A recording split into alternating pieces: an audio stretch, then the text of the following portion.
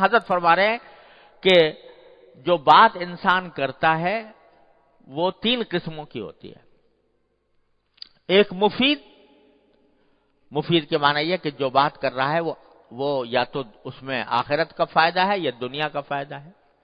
آخرت کا فائدہ مثلا ہے کہ ذکر کر رہا ہے، تلاوت کر رہا ہے، کسی کو کوئی حق نیت سے، حسن نیت سے نصیحت کر رہا ہے، تو یہ سب مفید باتیں ہیں. اس کا فائدہ دنیا میں بھی ہوگا، آخرت میں بھی ہوگا. یا کم از کم دنیا کا فائدہ ہے. دنیا کا فائدہ ہونے کے مطلب یہ کہ دنیا کے جو ہماری ضروریات ہیں ان کو پورا کرنے کے لیے بعض مرتبہ گفتگو کرنے کی ضرورت پیش آتی ہے. کوئی چیز خریدنی ہے تو کسی سے جا کے بات کرنی ہوگی، کوئی چیز بیچنی ہے تو کسی سے جا کر بات کرنی ہوگی. دنیا کا فائدہ ہے. اور دوسری قسم ہے مضر یہ کہ کوئی ایسی بات کہ جس کے نتیجے میں یا آخرت کا نقصان ہو یا دنیا کا نقصان ہو. آخرت کا نقصان اللہ بچائے، جھوٹ بول دیا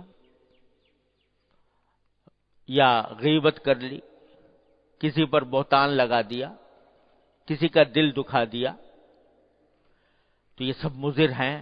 آخرت کے لحاظ سے بہت زبردست گناہ ہیں. حدیث میں، قرآن و حدیث میں اس کی بڑی سخت اس کے اوپر وعیدیں آئی ہیں. جھوٹ بولنے پر، غیبت کرنے پر، بہتان لگانے پر، دوسرے کا دل دکھانے پر بہت سخت وعیدیں آئی ہیں. تو یہ مضر ہیں. یا دنیا کے اعتبار سے مضر ہو کہ آپ نے کوئی بات ایسی کر دی جس کے نتیجے میں آپ کو کوئی دنیا کا نقصان پہنچ گیا جو نہیں پہنچنا چاہیے تھا. یہ مضر ہے. تیسری قسم وہ ہے جو بظاہر ایسی لگتی ہے کہ نہ مفید ہے نہ مضر ہے، مباح ہے، لیکن کوئی ضرورت بھی نہیں تھی اس کی.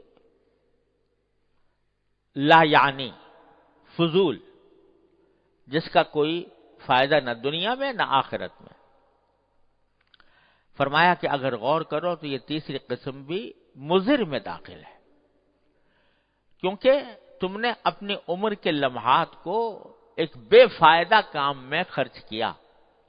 اس کو اگر کسی صحیح کام میں خرچ کرتے تو تمہارے میزان عمل کا پلہ بھر جاتا. سبحان اللہ ہی کہہ دیتے ایک مرتبہ تو میزان عمل کا آدھا پلہ بھر جاتا.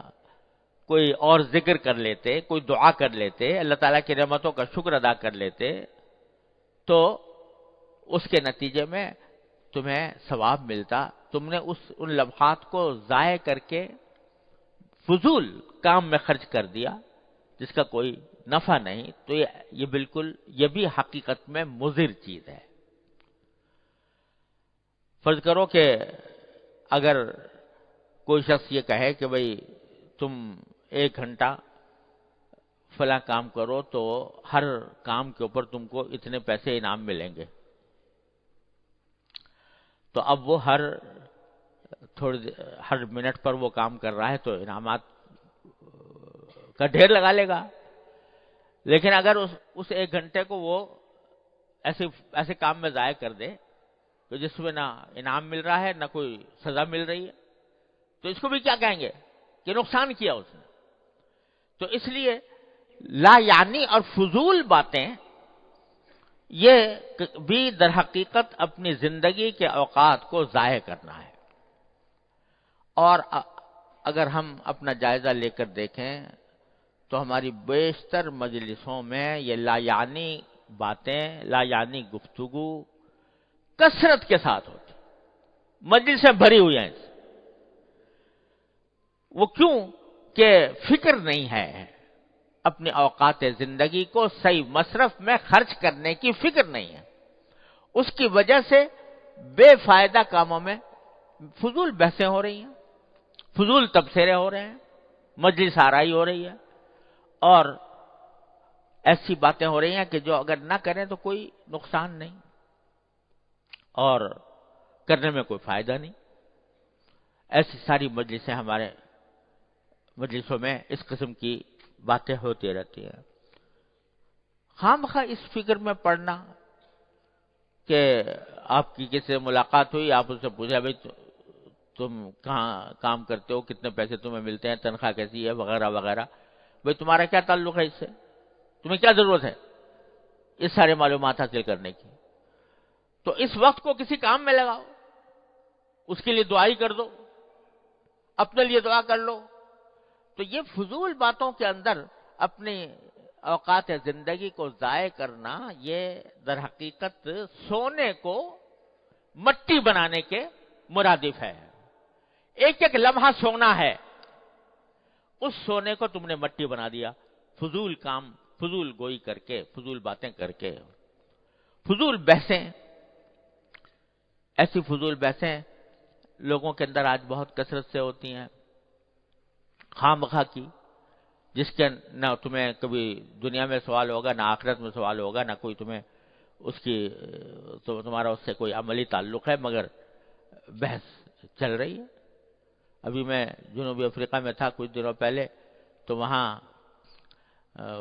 وہ جنوبی افریقہ کے جو رہنما نیلسن منڈیلا، جنہوں نے جنوبی افریقہ کو آزاد کرانے میں بڑا کردار ادا کیا، ان کا انتقال ہوا تھا۔ تو میں جہاں بھی جاؤں مسلمانوں کے اندر یہ بحث کرتے ہوئے دیکھا کہ وہ جنتی ہے کہ جہنمی ہے، اس بحث میں پڑے ہوئے ہیں کہ وہ جنت میں جائے گا یا جہنم میں جائے گا۔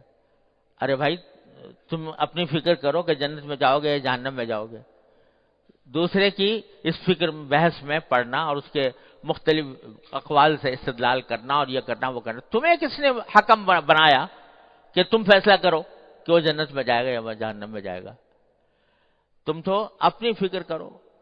میرے حضرت والد ماجد رحمۃ اللہ علیہ سے کسی نے پوچھا ایک مرتبہ کہ حضرت یزید جو ہے وہ فاسق تھا یا نہیں تھا؟ تو حضرت والا نے جواب میں فرمایا، حضرت